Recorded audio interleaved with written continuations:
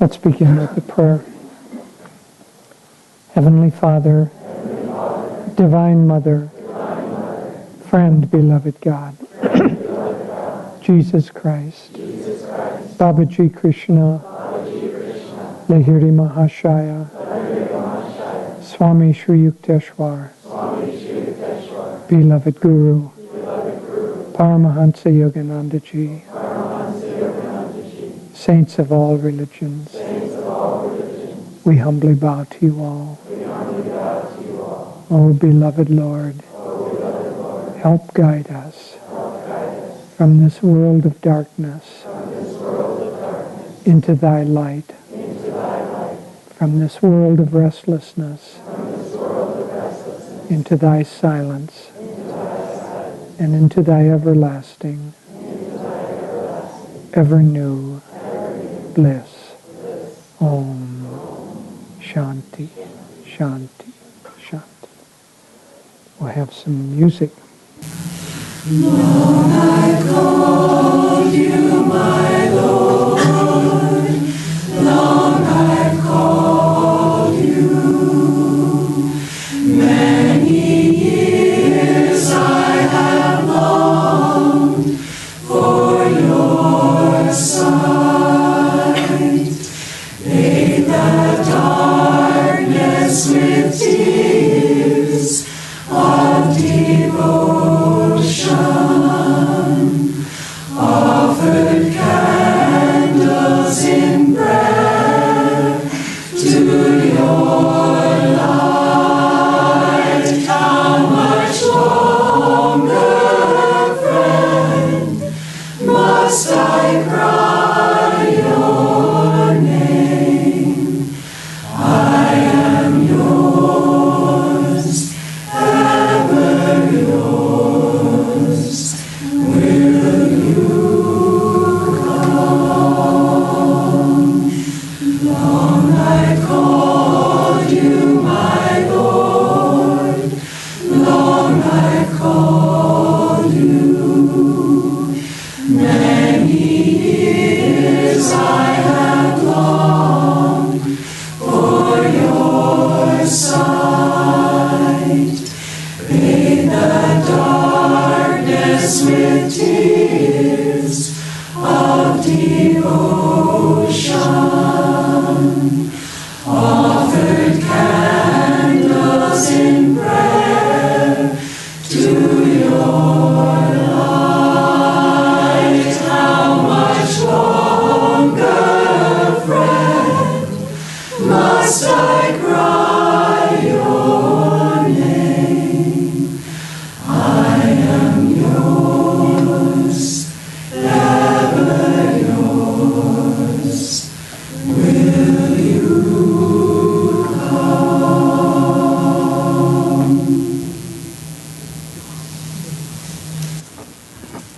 come? Well, let's begin with the call to go within.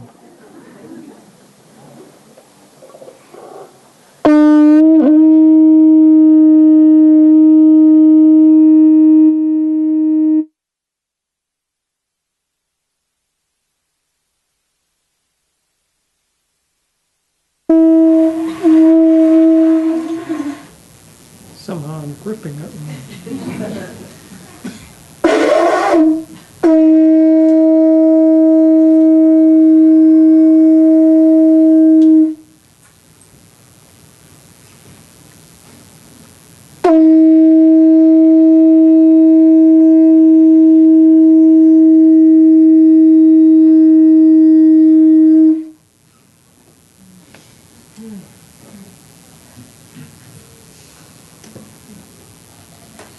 Now that ought to stir up your chakras. So I thought that I would start this morning by reading one of the recent blogs. For those of you who don't know it, Davy and I do a weekly blog. We alternate, and you can sign up for that through ananda.org. And this was one from 2 weeks ago that has to do with the theme of yesterday. This is kind of a prose poetic rendition of what we were talking about. There was only stillness, a stillness so profound that no words existed to describe it, and bliss, a bliss so fulfilling that nothing more was desired or needed. But the nature of bliss was to expand, ever expand, and so a small part of the still infinite bliss began to vibrate, and this was the primordial duality, stillness and vibration. The one became many, and different rates of vibration became sound and light and power and joy, peace, calmness, love, and wisdom. These vibrations were called words in the Bible, and Om and Prana in the Vedas. Out of them the universe was formed. That which was farthest from the stillness seemed inert and without awareness. It formed into the mountains and the valleys. Then came the rivers and the seas, the fiery stars, the air, and finally the ether. These elements, earth, water, fire, air, and ether, beget life, which became ever more aware, and finally self-aware. But at the heart of every atom was the primordial stillness remained, and a yearning to return to the inner bliss. This yearning throbs in all humans, the children of the bliss. The minds of men, which demand words and forms, clothe the creative vibration with different names and images. And even though none of these could begin to hint at the vastness of infinity, they manage to placate the desires of those in a body to worship God with a form. When the yearning to return to the source grew strong, the still bliss manifested as the teachers of men. To some, those who thirsted greatly, these saviors stretched out their hands and offered the living waters of spirit. Others, so parched that their hearts had shriveled, turned away to wander even further into the desert in search of gold and power. But a few, a very few out of millions, yearned to discover the spring from which the holy ones had drawn the desire-quenching water. So the teachers showed them a path which led not through mountain passes, but through stony hearts and past uneasy minds. The guides taught the seekers how to still the ever-moving breath and quiet the restless thoughts. Gradually, by shunning the gaudy attractions of matter, these seekers became calm again. They began to see an inner light and hear once more the ever-entrancing sound of creation. Then finally, the breath, restless from the moment of birth, became stilled, and they were freed from the prison of flesh and bones. Their multitude of desires became just one, the yearning to return to their ancient home. Then finally, they found again what they had always wanted and always been, everything.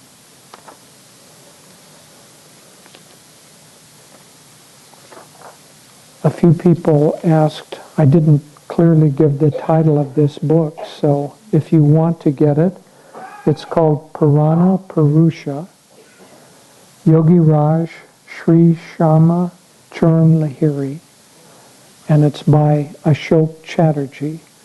I think you can go on Amazon and just type in Lahiri Mahashaya Chatterjee and this book will come up. And so it's available in India and a few places, a couple of places here, but it's available through Amazon if you're interested.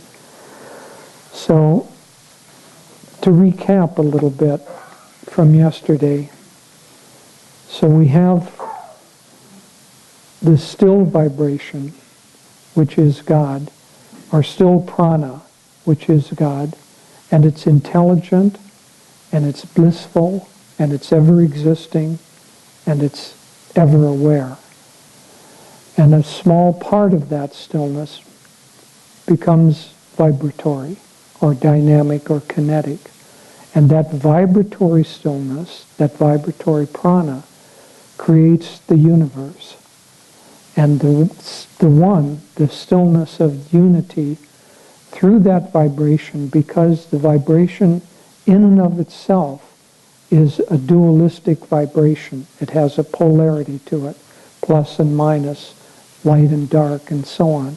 And so that one still vibration, one stillness in vibration becomes duality, and that duality creates the appearance and the consciousness of separation.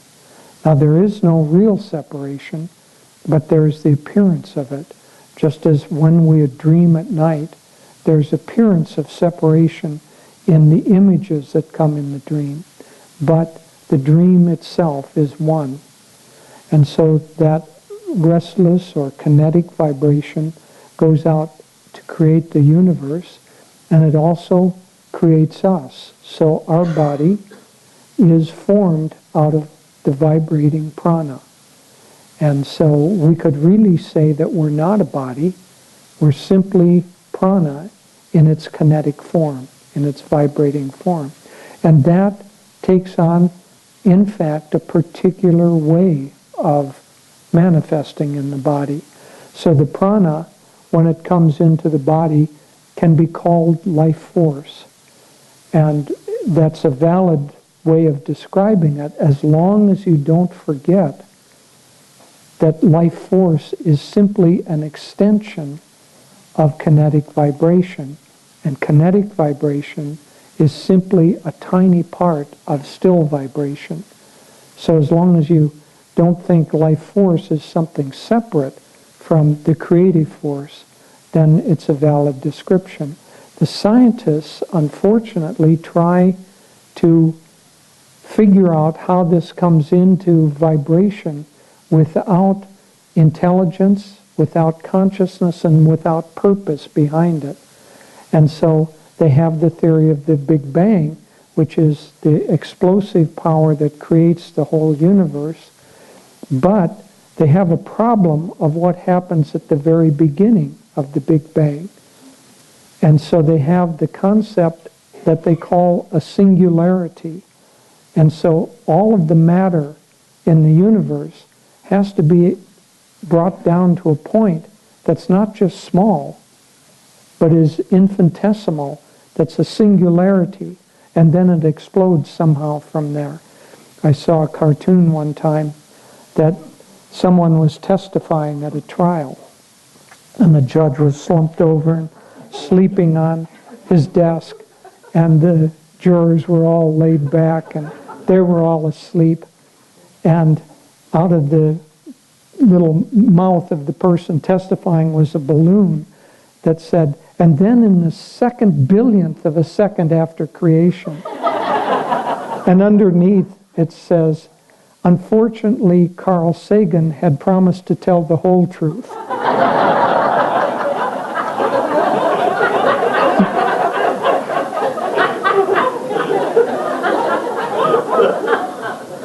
And so if you try to describe this whole process without intelligent causation, you get into a big muddle. And then you can get some highly paid grants to confuse others even more. Anyway, so still vibration becomes dynamic vibration. That comes in and it creates the universe, it creates us. When it comes into us, it creates in a specific way. So, as Master said, that in the body, the prana enters through the medulla. As the child is formed, the cells begin at the formation of the medulla. And then the cells multiply from there. And so that prana coming in at the point of creation of our body then multiplies and creates out of the stillness and out of a pattern, it creates us. And then when that prana is in our body, it takes on the different functions. So in Ayurvedic medicine, for instance, they talk about there being 5 different pranas. Well, it's one prana functioning in 5 different ways. So prana is respiration and oxygenation, and then there's apana, and that's elimination, and there are different functions, so digestion and circulation and so on. But it's all prana that's forming the body. What it really forms is the duality of the Ira and the Pingala, and then in the center, the Sushumna. That's why Shiva, who represents God beyond creation, or the creative force, in part, that which outwardly it's that which dissolves, but the deeper meaning is that dissolves back into stillness. That's why he's shown holding a trident, and that trident is the Ira and the Pingala and the Sushumna, the 3 tines of that trident. At any rate, so when we come into the body, when we're born, the dynamic prana starts rotating in the Ira and the Pingala. That is the causative form of the breath. And so we begin breathing, and as long as that prana is vibrating or moving in the Ira and the Pingala, we continue breathing. At the time of death, that prana again exits. But Master said that it exits at the point that it enters, at the point of the medulla. And when it exits there, it still exits in not its completely quiet form. And when we exit not in the quiet form, then inevitably we are destined to reincarnate. And so what we want to do is during this lifetime, we want to figure out through our practice, through our devotion, through our whole sadhana, through our life, how to get that energy of kinetic prana in the Ira and Pingala into the Sushumna. And as it comes up the Sushumna and projects to the Kutastha, we see the spiritual eye. And so by concentrating at the point of the spiritual eye, I'm going to talk later about this principle, but wherever our awareness is, wherever our concentration is, it creates like a magnet that draws prana to that point. That's the essence of the energization exercises. So by concentrating here, as well as we can, it begins to stimulate the process of interiorizing that energy and bringing it up to the stillness here. And if we can do that completely, it will take all of the kinetic energy of the Kundalini, which is like the polarity that keeps it active, it will bring it up and it will unify it with the positive pole and neutralize that kinetic energy. So that stops. It becomes still, and at that point, if the Ira and Pingala are no longer functioning, what's the result of that? The breathless state. As the result of also that, we exit the body, which is like a prison for us that we can't get beyond until death. And then we break out of this body, but we still have the astral and causal bodies to work with. If consciously we can bring that kinetic energy back into its still state, then we go into samadhi, we go into a consciousness of unity with God, and we achieve what we have been looking for a long time, forever, in creation. Now, also, as that energy comes through the medulla and descends, it not only creates the vibration of the Ira and the Pingala and the breath, but it also then spreads out and creates the other aspects of consciousness and of the body. So it creates the body, but it also creates the senses. And so the sensory ability of our mind to perceive a world is dependent on prana. And that in Sanskrit is called mon. There are 4 aspects of the mind. So the kinetic prana creates the mind and creates the 4 aspects. The sensory mind, the discrimination, which is here, a buddhi, ahankara or ego here, and chittva, or the consciousness of feeling, perception through feeling, and the likes and dislikes here. So all of that is dependent on the prana being kinetic. When we get the consciousness really stilled, we no longer function through that, call it human mind. We function through pure intuition. And intuition is a different way of perceiving than this kind of building together a map of the world by overlays. And then we've got an overlay for our perception. So coming into the still state allows us to break out of the body, but much more importantly than breaking out of the body, it allows us to consciously stop the cycle of leaving at death through the medulla and therefore having to reincarnate. Master said that if at the time of death, the yogi, through long practice, when the energy, the prana, is now leaving the body, coming up the sushumna, but it doesn't project forward, it goes out through the medulla.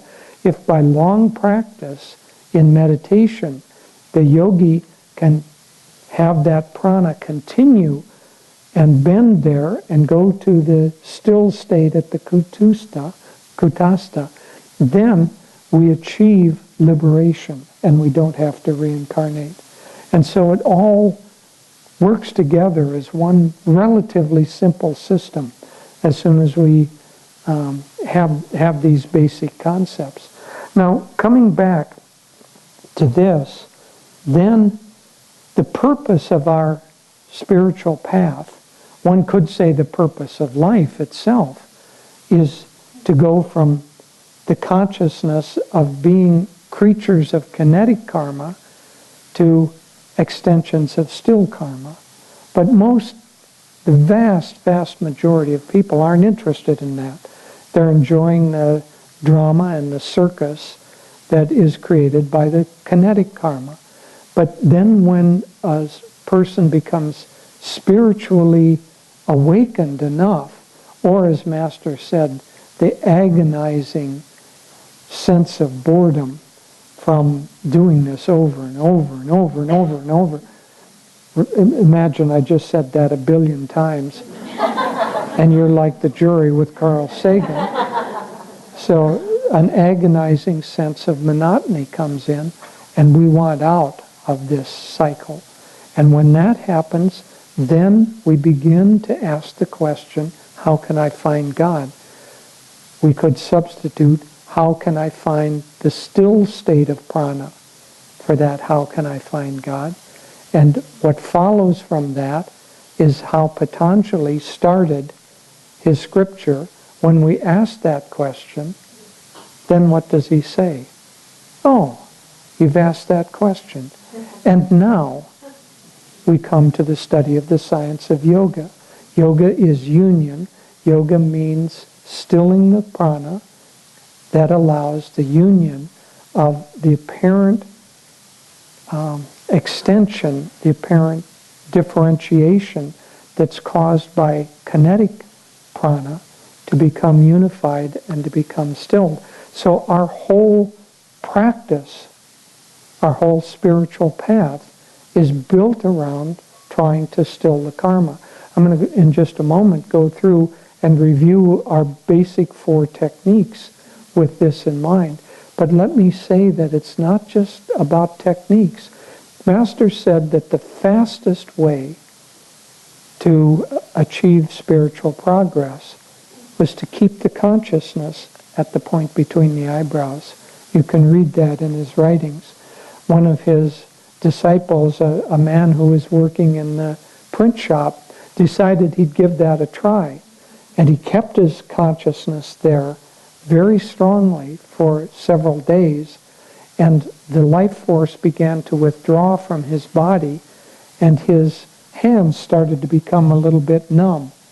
And he had to go and ask, or I guess he made the decision. He couldn't safely carry on his work as a printer because the life force was withdrawing. Well, for those of us who aren't needing to worry about getting our fingers smashed in a printing press, it's a pretty good thing if we can withdraw the life force from the body. So one practice, and a very, very powerful practice, is to keep your consciousness at the point between the eyebrows as much as possible. I've been doing that now for several months, and it's a wonderful practice. Not that I can keep it there all the time, because as Davy was saying yesterday, one of the primary obstacles on the spiritual path is forgetfulness. You're trying to do that, and all of a sudden your attention goes to one of those feathers that have flown away, remember? And you're looking over there, you forget to do it again. But as much as you can trying to do it, what I have found by doing that is that it's not as if I'm seeing the spiritual eye, but there is a constant sense of light at the kutastha. It's not as if I'm looking at a light all the time, but you know, if you're in like a dark cathedral and up at kind of the right level, there's one of those big windows, round windows that they put in the cathedrals, and that's letting in the light. You don't have to be looking directly at it. In that dark room, you have a sense that there's always light coming from that area. So the more you kind of practice looking up toward that window, which is here, the spiritual eye, the more a sensation of light will begin to come there. And the sensation, I don't even know how to describe it, but it's like a sensation of the presence of a sacred vibration. And that's there. I'm one of those people who wakes up several times in the night, and it's more easily practiced then because my mind is not all scattered.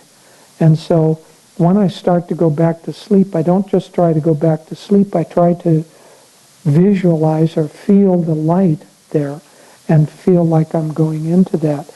I can just attest, I certainly have not achieved complete victory at this, but I can attest from personal practice that it is a very, very powerful technique for keeping you connected with the goal of life, with God, with Master, because I also visualize Master being there. Okay, let me review now a little bit the 4 primary techniques that we have and how they work with still prana and dynamic prana. Okay, let's start with energization. Master said that that was his unique contribution to the spiritual path. And so we have learned when we do the energization that what we're supposed to do is we're supposed to tense and relax various parts of the body.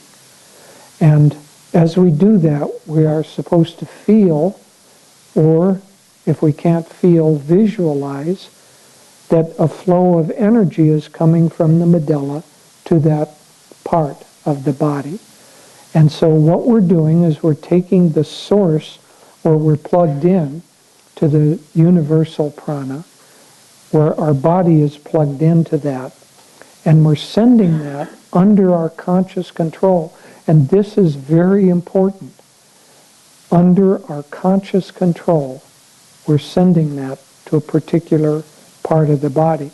Now, it's going to go to that part of the body whether we're conscious of it or not. And in fact, this prana is moving. These vital forces are moving. We couldn't sustain life. We think that we're the cause of our sustaining life because you drink a smoothie with algae in it in the morning. When in fact that basically has almost nothing at all to do with sustaining life. The prana sustains our life. It's going there automatically, so automatically that if you try not to have it continue, it's going to render you unconscious so that you don't have your will involved anymore, and then it's going to start up again. So now what we're doing is intervening with that. It's flowing already. If I'm tensing my hand and forearm, it's already in my hand and forearm. Otherwise, there wouldn't be circulation, there wouldn't be cellular function, there would be none of that going on. It's already there. But I'm adding the ability to further enhance that functioning there by sending the prana under my will to that part.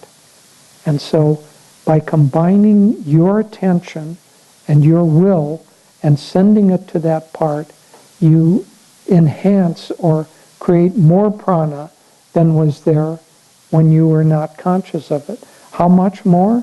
Many times more. Master said that we can go out, for instance, and sunbathe. The sun is pouring prana to us all of the time. We can go out and sunbathe unconsciously, and we'll receive that prana. But if we're conscious of drawing it, he said we can receive 10 times as much prana as we would just being unconscious. So the addition of our consciousness and our will to sending and then relaxing and withdrawing, that prana teaches us through the energization to bring the dynamic prana under our control. Now, why is that important? Because in order to achieve enlightenment, in order to achieve moksha, we now have to take that dynamic prana and we have to bring it under the control of our will. Within, we have to begin to close down, relax, and withdraw that prana, bring it back, and bring it into the Sushumna, not the restless Ida and Pingala, and bring it up and focus it at the point between the eyebrows. Now, how are you ever going to do that, to direct the prana there, without learning first to direct the prana anyway? It's like asking a person to play the piano without ever telling him that there are notes or fingers or a stool or a piano. Just somehow vaguely you're supposed to do that. So Master is giving us the stepping stones to bring that prana under the control of our will. And what does he say about that prana? He says the stronger the will he defined as desire plus energy. So if we're sending energy to our forearm, first we have to want to send it there. That's the desire. And then we send that energy. And so the stronger the will, the stronger the flow of energy. So he's teaching us not only to direct the will, but how to increase the flow of that.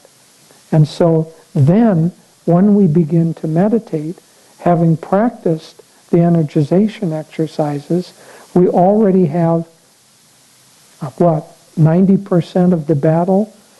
We've already been practicing it, because we've been practicing how to direct the will and how to increase its flow so that it's dynamic.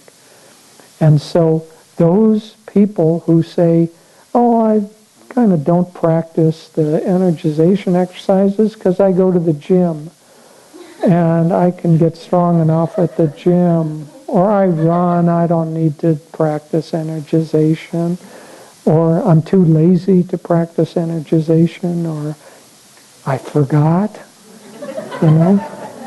Well, if you want to try to walk around on your knees instead of your feet, then don't do the energization.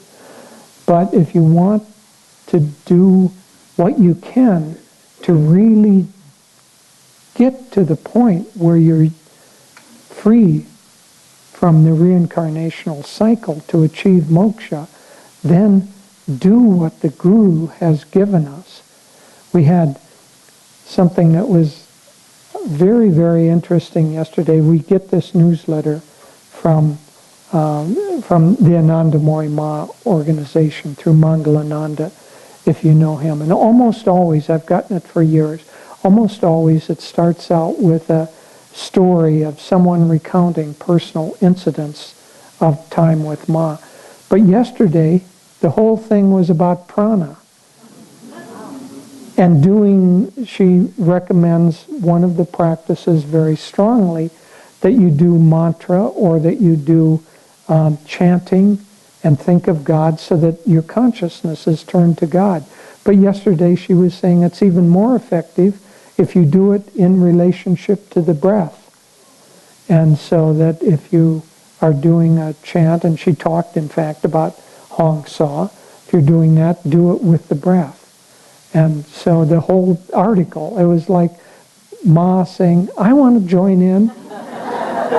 Let me be part of that class too. And so it's like the grace of God just flows. As she said when Nalini and I and a couple of others were there, don't you see that the blessings of God are always flowing down? It's like the sunlight, it's always flowing down. And so that was when we asked her to bless a bundle of malas and things from Ananda. She said, don't you see that God's blessings are always flowing down? Why do you ask this body to bless those things? We said, yes, Ma, we understand, but could you also? and she kind of laughed and then blessed them. But there's a connection. She's part of this. In fact, I'll stop and tell a story of someone who, this was told to us by Mangalananda, by people that he knew personally and who told him the story personally. So it's not one of those kind of apocryphal things that goes eight people down the road and then it's a beautiful story, but you don't know the veracity. These were long time devotees of Ma. And at the time that she passed away, they were quite distraught. And so they came and they were staying, I think it was in the Hardwar ashram, but I'm not sure. At any rate, they were staying in one of the ashrams that Ma had lived in. And after several days, this was almost immediately after Ma's passing, after several days, they were awakened by this light coming on in the room, and they saw Ma walking through the room, and she paused when she got to the doorway and looked back at them, and then she continued down the steps, and they got up, quickly dressed, and they ran down and followed her, and she went out, and she went to where there was a mandir, and she knelt down and was sat down and was meditating. And they were looking at her, watching her, standing together, when between them, as if through them, because they were standing too close together for a person to pass between them physically, as if through them came Babaji. And they said Babaji was dressed in blue, which I find very interesting. Babaji went behind Anandamori Ma, who was then meditating, and he placed his hands on her shoulders. And as he did that, an enormous beam of light went up from the two of them combined and went up into the cosmos. And after some time, then he withdrew his hands, and then everything evaporated or dissolved and was no longer there. But very, very interesting. Master went to visit her. There's a connection between her and our particular path. At any rate, that's a little diversion. So I was talking about energization and how important they are in order to help us achieve the goal of bringing the restless prana into a state of stillness. The next technique that we do is Hong Sa. Now, Hong Sa I don't need to talk about very much because it is self-explanatory about what we're trying to do here. When we do Hong Sa, we concentrate first at the flow of air in the nose and try to feel it higher and higher toward the kutastha. And eventually we try to feel that all of the flow of the prana that comes in through the breath is focused here.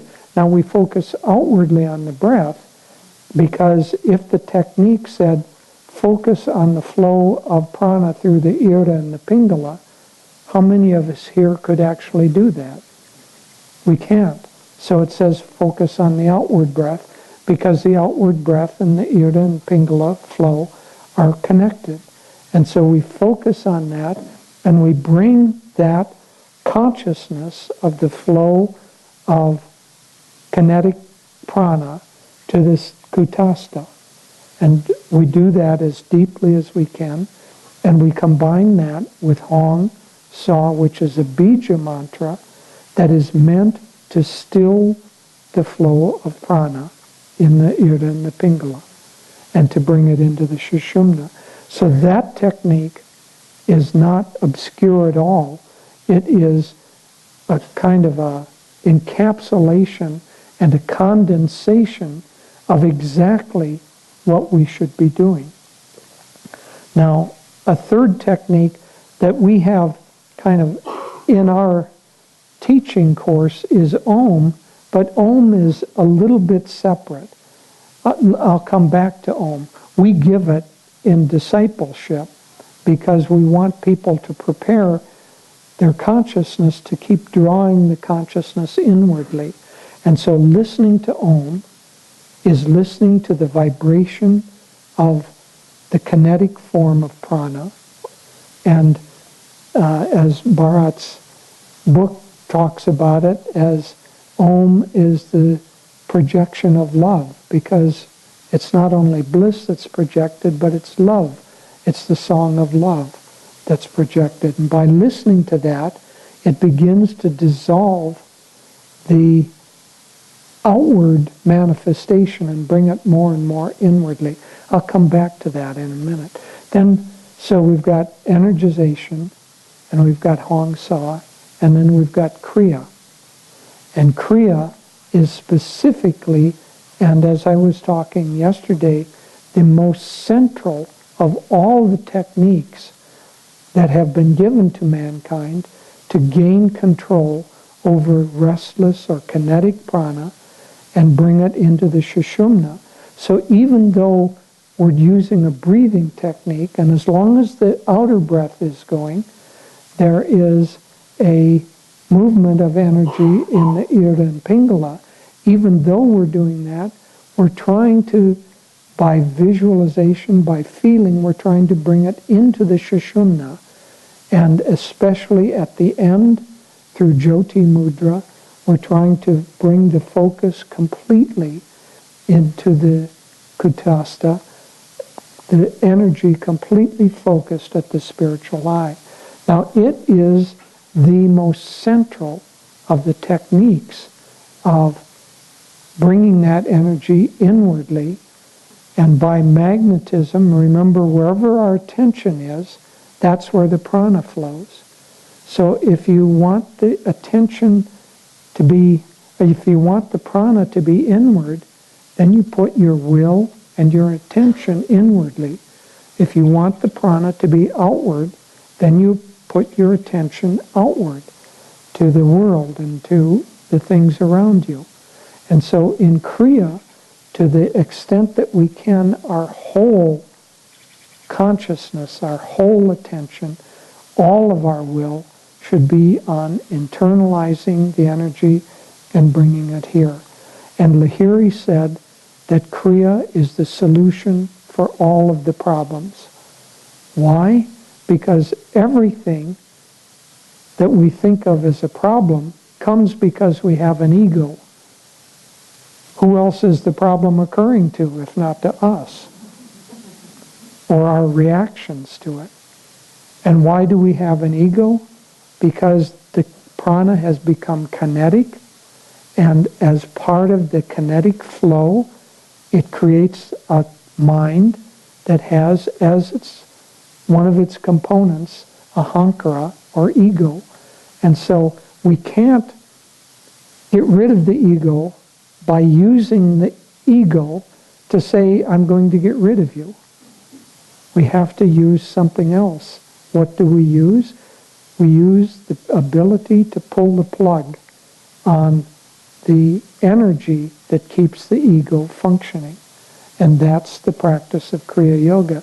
So the solution to every problem is Kriya Yoga, is what Lahiri said.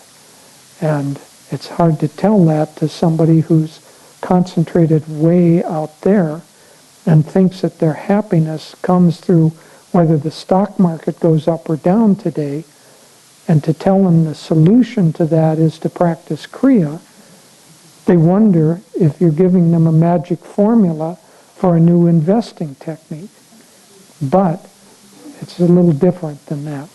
So, if the goal of life, the goal of sadhana is to bring prana in and up and into its still form, reunite it once again with its still form, then Kriya is the way to do that.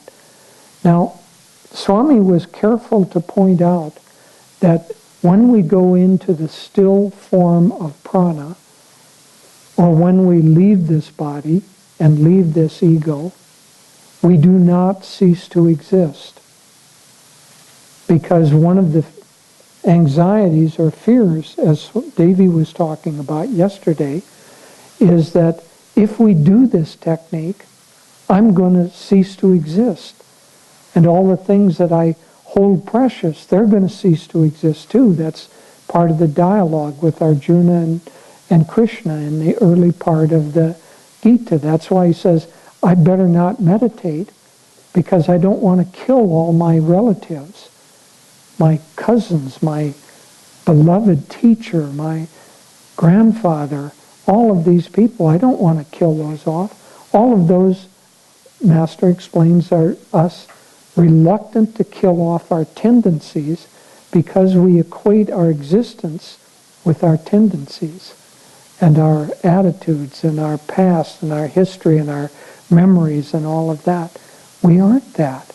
99% of us is already the still form of prana. We just have 1% that's activating and running around in the squirrel cage. And we think if it stops running around in the squirrel cage and ceases that activity, that it's no longer going to exist. Well, we're going to go on existing. That which exists can never cease to exist, Krishna says.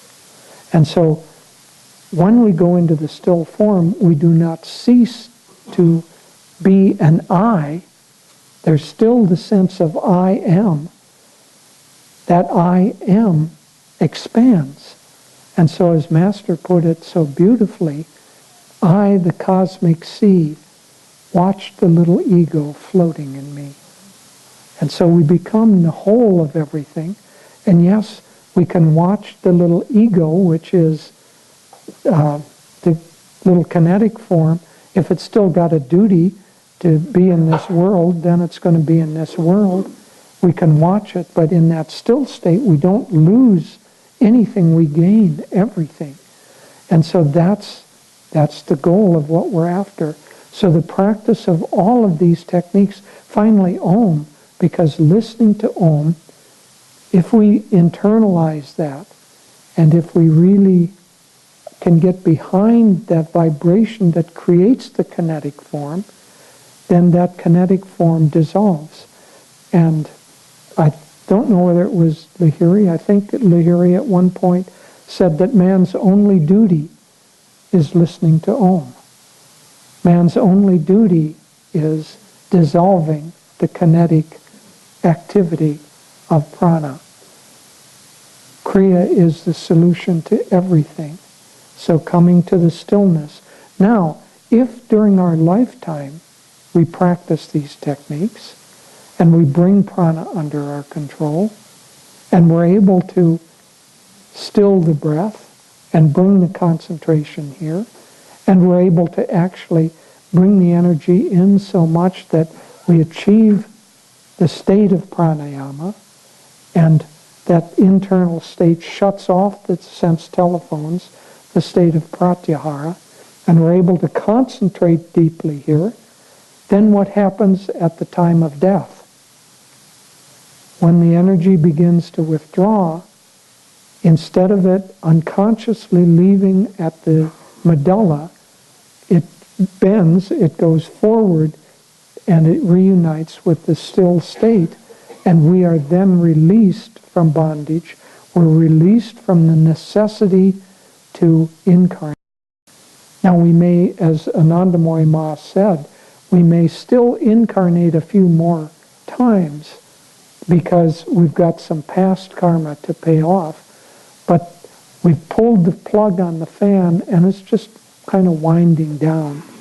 And so that pranic plug has been pulled, and we might still have a few revolutions of the fan winding down because we have to clean up some past messes of consciousness, and then we're completely free. So if we achieve this first state, we are Jivan Muktas.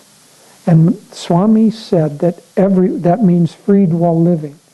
Everyone here should aspire to that state. That's why Devi was telling the story yesterday about, I said to her, well, you'd better expect it and then have plan B. She didn't tell the rest of the story,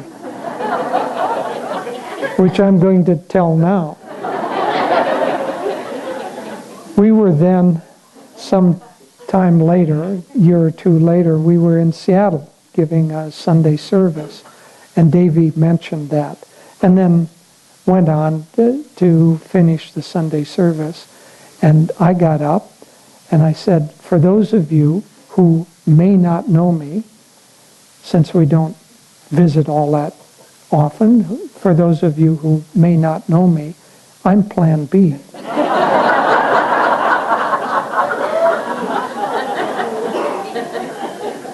And so, while it's humorous, it's also serious. What that means is, if we don't achieve the ability in this lifetime to get into the completely still state, and if at the time of death we don't exit through the kutastha, but we exit through the medulla, at least let's have plan B, which is the flow of our desires is to reincarnate in such a way that we are protected by spiritual people, by spiritual thoughts, that we're connected with the Guru, that we come in to the next lifetime continuing the momentum of the desire for freedom that we have in this lifetime. So that's your plan B. Your plan C, and down to the rest of the alphabet, I'm not going to go. You can imagine those for yourself. But if you have any desire other than spiritual progress, finding God, and achieving liberation, that's C through Z. And you're going to achieve those. So whatever they are, whatever your other plans are, you get to achieve it. And that's why we have to come back time and time again. Okay, so now we've kind of gone through, but you can go through for yourself. It's one thing to talk outwardly, but it would be very, very good for you to review your own practice of each of the techniques and see internally how they relate to this kind of fundamental equation of moksha, union with God, freedom, spiritual freedom, equals stillness of prana. And how in your own practice do you get there? Now, you have to also be real. It isn't enough to say, oh, the goal is to be completely still in the prana, and you're not even meditating. Then your goal is to meditate. And if you're meditating, then your goal is to meditate a little more and a little deeper. As Swami said to Devi and me, when we asked him, we were kind of grousing about the fact that it seems to take so long. He said that The whole of the spiritual path is to overcome the ego. And that is done, and I assume this is general advice and not only to us, that is done by longer, deeper meditations and by seeing that God is the doer in everything. Now, how do you see that God is the doer in everything? When the energy is kinetic and your energy is outward, all you can do is affirm that God is the doer in everything.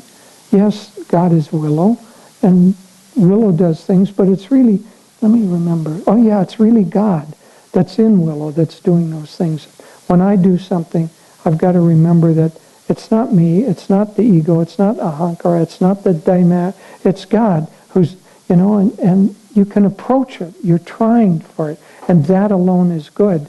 But the real understanding that God is the doer is when you go from duality to unity, and then who else could possibly be doing anything? And that's what Lahiri was like. When somebody came and said, "Can you heal my friend?"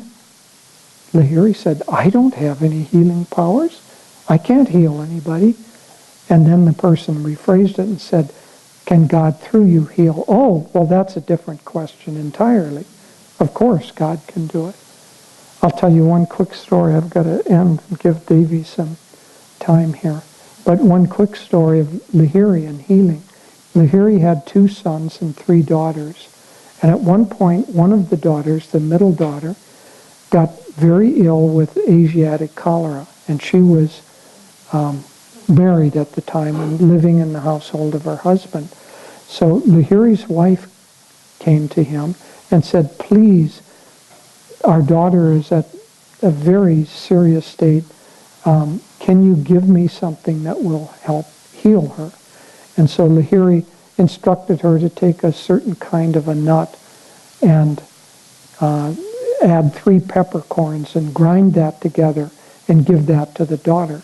Well, when Lahiri's wife went there, because the family of the daughter's husband was into Western medicine, they were working with doctors, and the mother was afraid to tell them, "Forget that, I've got a cure here, which is 3 peppercorns and a nut ground up." And so it was just too hard, and so she didn't do that. And the daughter died. And so that evening, Lahiri came and was continuing his class as usual. And the students, the few students who were in the class said, "Oh, please, Lahiri, you don't have to continue tonight." He said, "No, let's continue." And they said, "Well, aren't you upset about your daughter's passing?" He said, "Well, let's continue the class." Then they said, "Well, we're too upset, and we can't pay attention." And so Lahiri said, "Well, then, okay, then we won't have class tonight." And then one of them asked, "Doesn't it affect you that your daughter died today?" And Lahiri said, "Let me explain it this way. When you have a piece of marble, and that marble takes a big blow, but it's sitting on another piece of marble, if you pick up the first piece, you don't see a dent in the second marble. But if you take that first piece of marble and you put it on soft clay and you hit the big blow, then you pick it up, you see an impression in the soft clay." He said, "I have received a big blow, bigger than what you have received, but my mind is like the marble. It doesn't receive impressions in the same way as you do from the world around you. Yours is like soft clay, and that remains."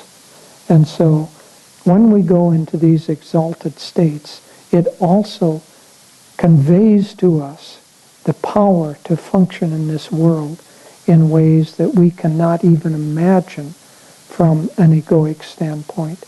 So, once again, as Lahiri said, and I will end with this, Kriya is the solution to everything. This is an excerpt from Swamiji reading from Essence of the Bhagavad Gita. 632.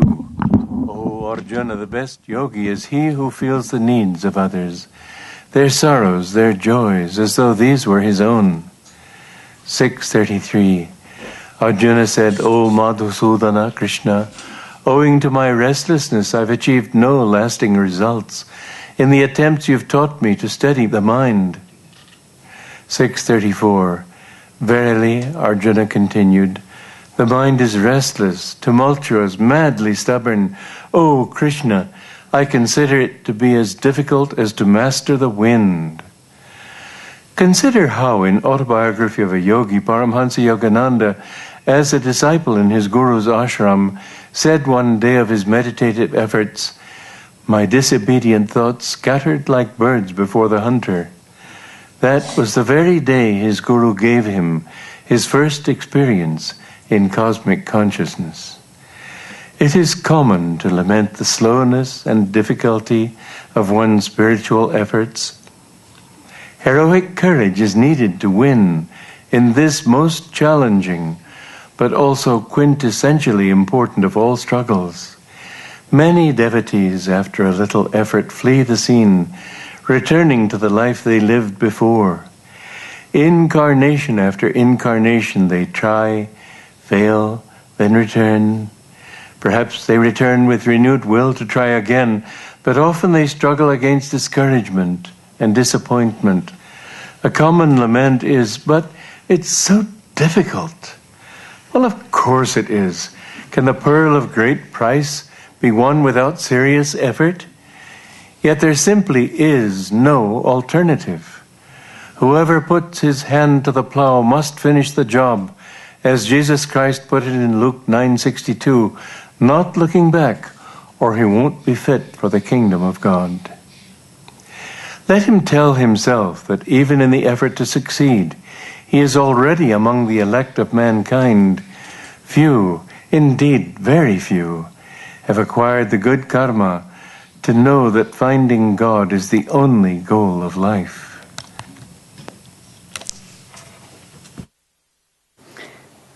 Thank you. I thought we needed Swami's encouragement here. So what I'm going to share now is attitudes that we can all work with to deepen our meditation. And most of us, hi, Kathy, most of us have been practicing and we've reviewed the techniques over and over.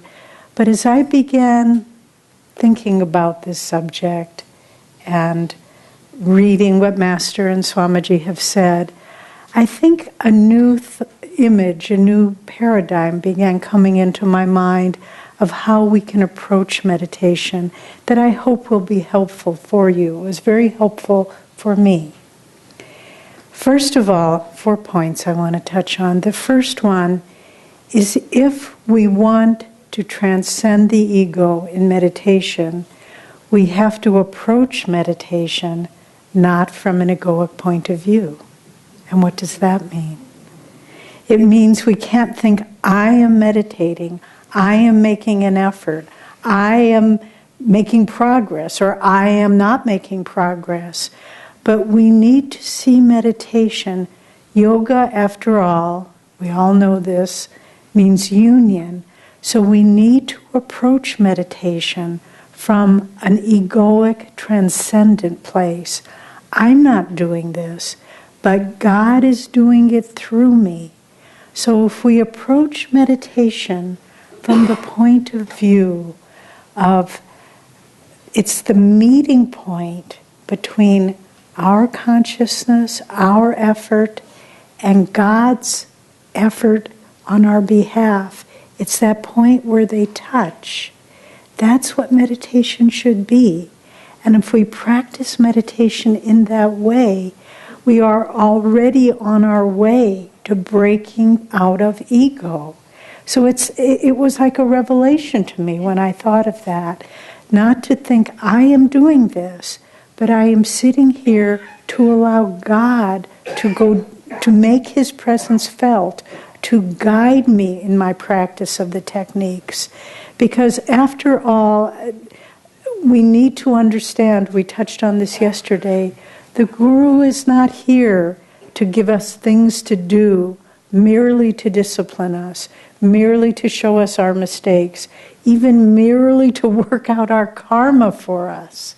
As powerful as that thought is, the Guru is God within us, guiding our thoughts, guiding our perceptions, guiding our practice of Kriya. How many of us have been to innumerable Kriya initiations, and you watch new people get the technique, you watch new people learn and get a little bit confused in the beginning, asking the same questions that we asked when we first got it. But how do we even have the ability, when we do energization, when we do all the techniques that Jyotish was going through in a very profound way, how do we even have the ability to do that? It's not us. How could our conscious mind do that? It's not our personalities and our egos. It's the power of God's consciousness flowing through us. To approach meditation as the getting yourself out of the way and say, God is meditating in this room, in this chair this morning, this evening, whenever it might be, when we're concentrating at the kutasa throughout the day. God is doing that. And the more we can do that, the more the ego begins to dissolve. Remember I said yesterday, in the early days of Ananda, there were several people here who, and I meditated with some of them, and would meditate 6, 7, 8 hours every single day. But you'd get up from meditating with them, and what I would feel, and I was new on the path, I didn't know any better, how spiritual we are. It was about us. It was about the ego. But on the other hand, Swami often praised members of the community who didn't meditate so much, but who gave their life in devotion and service to God and Guru. And those are the people you see now that are shining. Well, if we, not to say we don't need to meditate, at this stage in our life, it's extremely important, but to bring that same sense of lack of self-importance. We're just here, and we're doing our best to find God. And when we sit to meditate, give it our all. But again, remembering what we're trying to do in every meditation, why not? It's possible to make that point of contact of dynamic awareness where we feel my own but God-given power to meditate, to seek God, to practice these techniques.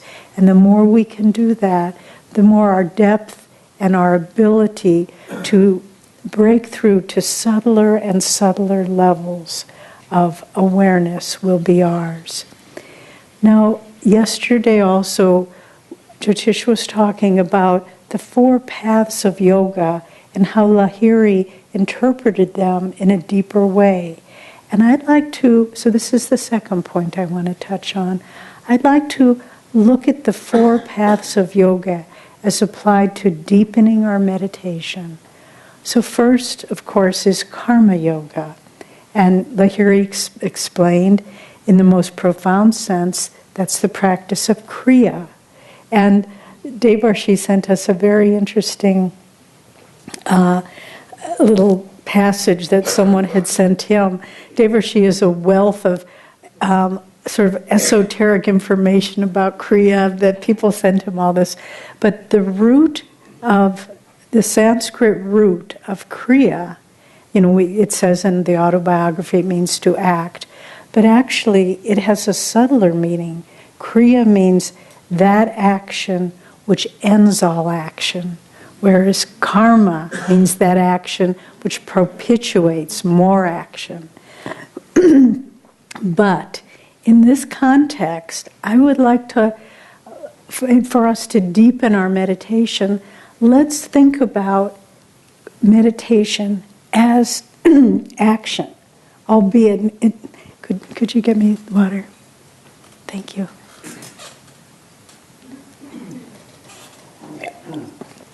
albeit it may be the action that ends all action. But I think we've all been in group meditations, and you start, you open your eyes and you see the nodders, the people that are asleep and sort of full, bending over. And then I often ask myself, if they were cooking, if they were plowing a field, if they were driving a big piece of equipment, if they were registering people at the master's market, would they be falling asleep? I don't think so. And so we need to make meditation a dynamic state with the same sense of action as we would bring to something outward. But that's the subtle thing, because when we close our eyes, when we shut off the senses, it's so easy to go into the subconscious state. But when we sit to meditate, to summon up that, this is action, this is my job, this is what I came into life to do, to bring that same focus as though you were performing a critical action that needed all your attention. And so to deepen our meditation, we need to make it dynamically aware. This is karma yoga. This is what I'm doing. I go and then I do other things in life, and I attend to things that God has given me to do, but with that same focus of energy in meditation, with that same dynamic awareness. So karma yoga. And then bhakti yoga. Remember, Jyotish was saying yesterday that Lahiri's explanation of bhakti was when not just worshiping and worshiping outward forms, but when that energy is so one-pointed at the kutastha that the heart opens naturally. And so in meditation, it's not enough just to look at the Guru's picture and send love, to look at an image of Divine Mother and send love. We have to go deeper than that. When the love becomes so centralized, we become love.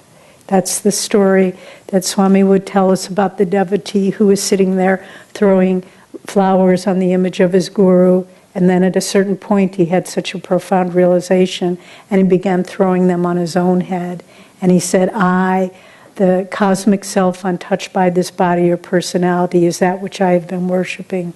It's not that we worship ourselves, obviously, but we become love. We sit there and immerse ourselves in that vibration. I can't even say I had begun the spiritual path yet. I think it was about a month before someone had given me Autobiography of a Yogi. So this was early spring of 1969. I was finishing up college in Madison, Wisconsin, and I remember sitting in a little apartment I was sharing with some roommates, sitting alone one day in a nice sunny living room, and I went into a reverie. And I began thinking what a fortunate life I had had, and all the people in my life that had been sources of love for me, parents and relatives and brother and cousins and teachers and friends. And somehow it kept getting bigger and bigger. And then finally, it was as though Divine Mother or Master were preparing me to receive the autobiography. And I realized that I had always been surrounded in love, and it wasn't dependent on the individuals, that I just always had been, and in fact, that's what I was. And I looked at my watch, and actually several hours had gone by, but it was like that moment of realizing that's who I am, and that's who we all are. We are love. And so to go deeper into meditation, when you feel love for the Guru, when you feel love for Swamiji, and don't let it stop there, because in that, even that sense of longing, it's the first step, but it's not the final step. The final step is when the longing is no longer there, because there's a sense of all that there is love, and I am a part of that. So to go deep in meditation in that experience. And then Jnana Yoga. Jyotish forgot to mention this yesterday, and so I'll pick up the stitch. What Lahiri said about Jnana Yoga was that when we hold, Jnana Yoga, the yoga of discrimination and analytical processes, that this isn't reality and this isn't reality, and finally you center in on what is, which is God. But what Lahiri says is that when you raise the energy up and concentrate at the spiritual eye, it isn't just jnana, but it's truth. You become one with truth. And just as you can rest in love, to rest in that truth. Let it permeate your thoughts, permeate your perception. You know, we try so hard as devotees to have the right attitude, and I shouldn't act that way, I shouldn't think this way, I shouldn't react towards that person in such a way. But if we're bathed in truth, we don't have to fight all those little skirmishes, because when we rest in truth, the consciousness automatically sees the world from a divine perspective. And it should define our daily life.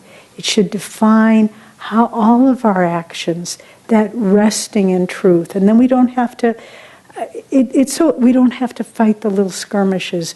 One of the things I enjoy so much, it's more than enjoy, that brings me such deep inspiration, is watching all of my Guru Bhais as the years go by.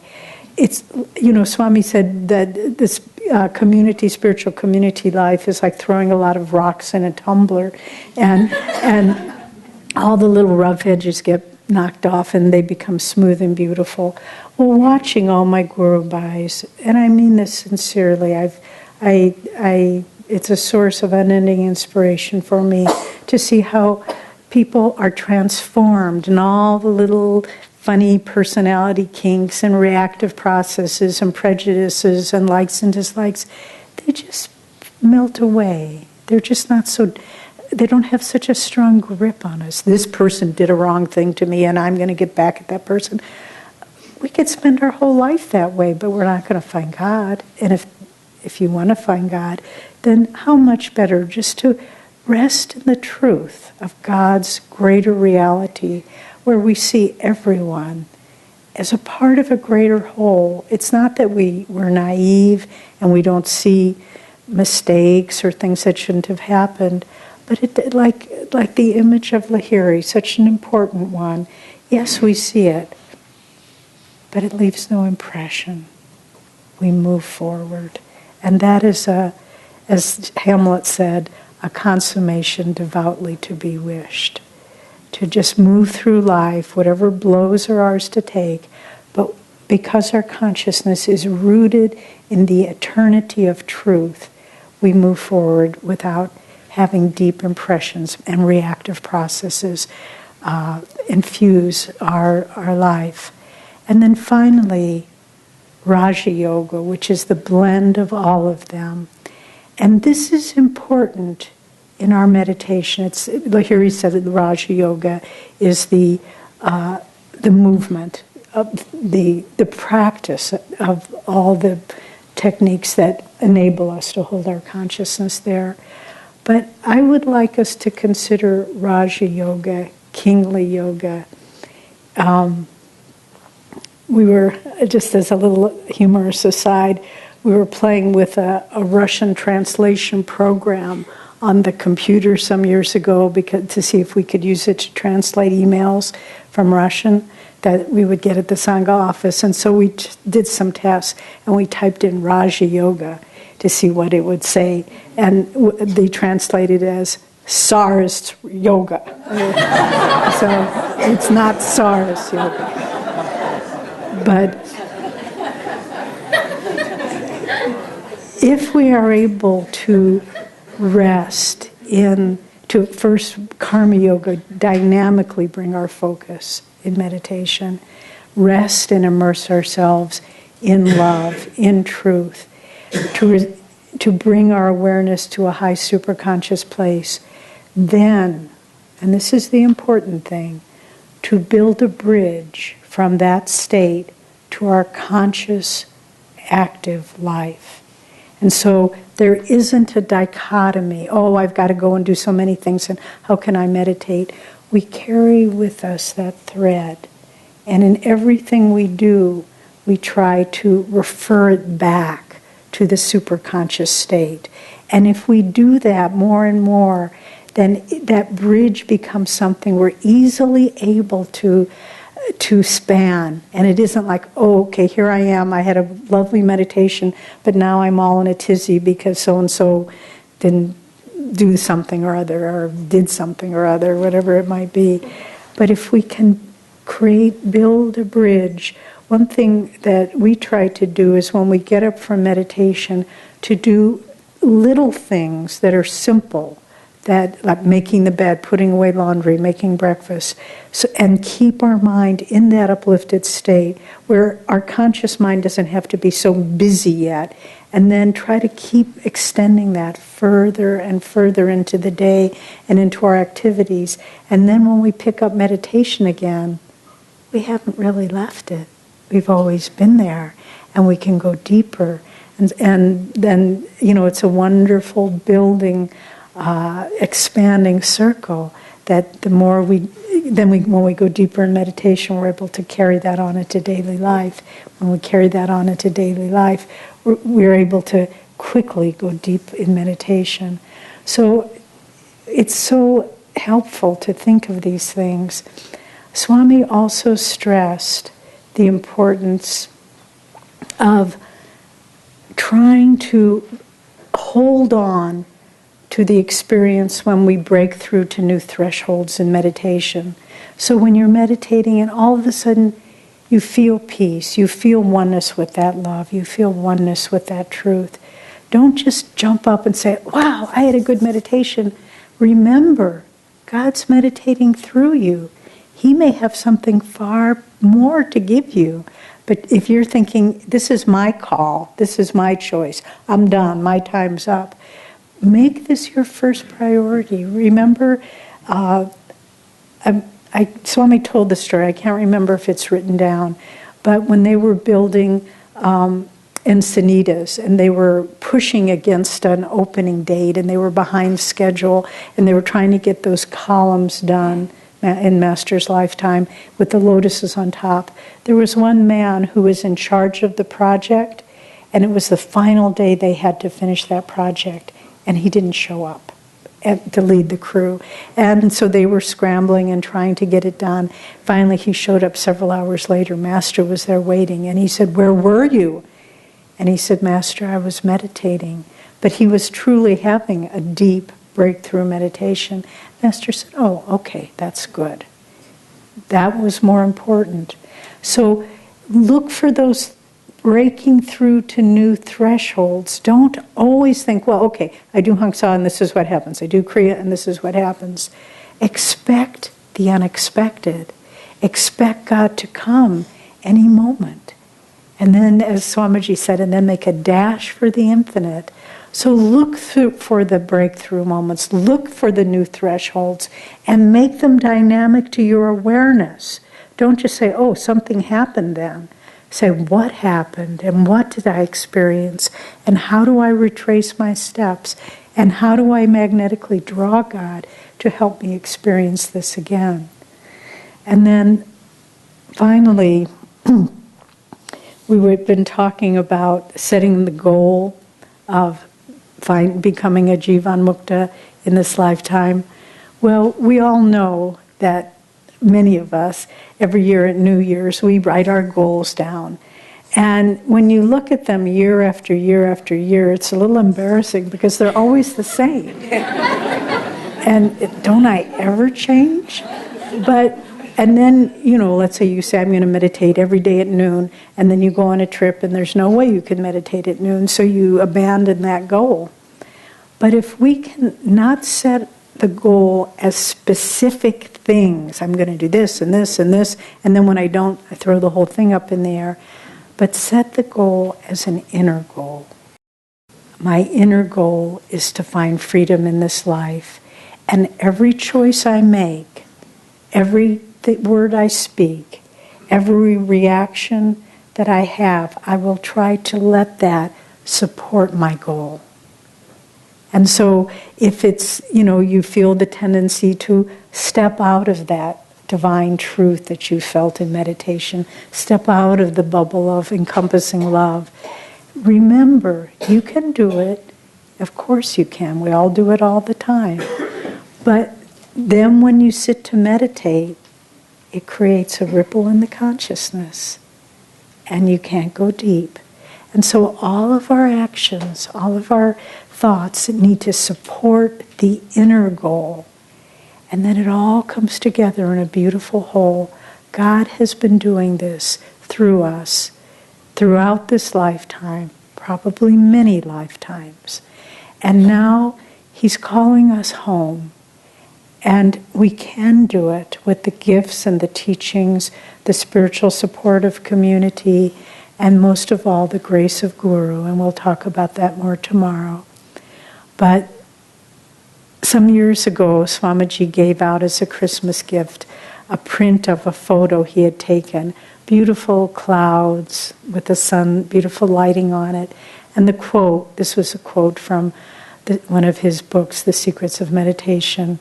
And we framed that and we have it in our meditation room. And it says simply, the secret of meditation is to pray with deep faith, not as an outsider to heaven, but one whose true eternal home is heaven. So to deepen our meditation, let's start from the point of view that God is doing it. He's calling us home. And all we need to do is let go of all the things that we hold up against that dynamic pull to bring us home. Let them go and say, Lord, I'm ready now. God bless you. Door of my heart, open wide I keep for thee. Door of my heart, open wide I keep for thee. Wilt thou come, just for once come to me? Wilt thou come, just for once come to me? Will my day